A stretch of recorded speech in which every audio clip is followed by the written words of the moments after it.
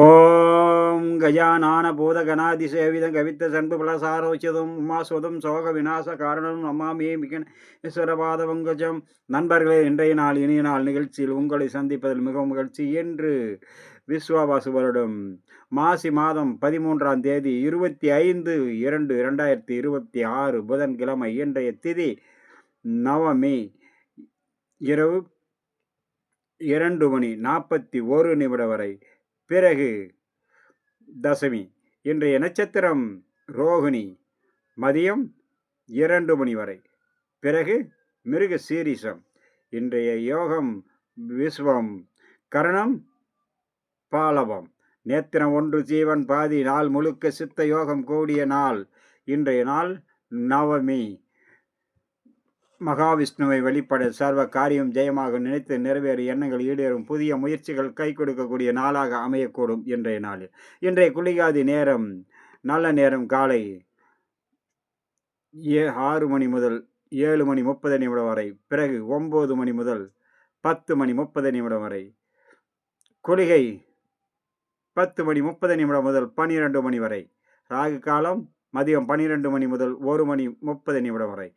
யமகண்டம் காலை 7:30 முதல் 9 மணி வரை. இன்றைய வார சூலை வடக்கு வடகிழக்கு. பரிகாரம் பால். மதியம் 12:24 வரை.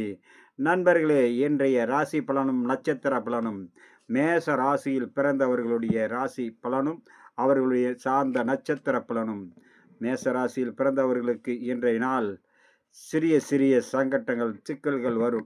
வண்டி வாகனங்களில் பயணம் செய்யும்போது உயரமான தளங்கள், கரண்டு, நெருப்பு, கூர்மையான ஆயுதங்களில் பணிபுரியும் போதும் மிகவும் கவனமும் எச்சரிக்கையோடும் இருந்தால் சர்வ காரியத்தில் வெற்றி கிடைக்கும். நினைத்து நிறைவேறும் எண்ணங்கள் ஈடேறும் புதிய முயற்சிகள் கை கொடுக்கக்கூடிய நாளாக அமையக்கூடும் இன்றைய நாளில்.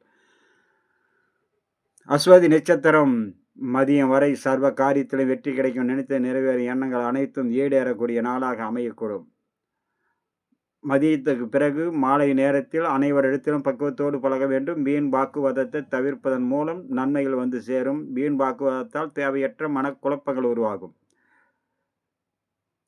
பரணி மதியம் 2 மணி வரை. பயணத்தின் போது வேலை செய்வதற்கு பாதுகாப்பு தேவை. மாலை நேரத்தில் நினைத்து நிறைவேற எண்ணங்கள் ஈடேறும் புதிய முயற்சிகள் கை கொடுக்கும்.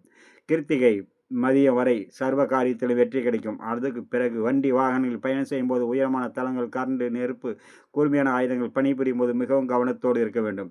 நண்பர்களை, அடுத்ததாக நாம் காண இருப்பது ரிஷபம், மிதுனம், கடக ராசி நண்பர்களை பற்றி காண்போம். இன்றைய உங்களுடைய சர்வ காரியம் ஜெயமாக மகாவிஷ்ணு வழிபட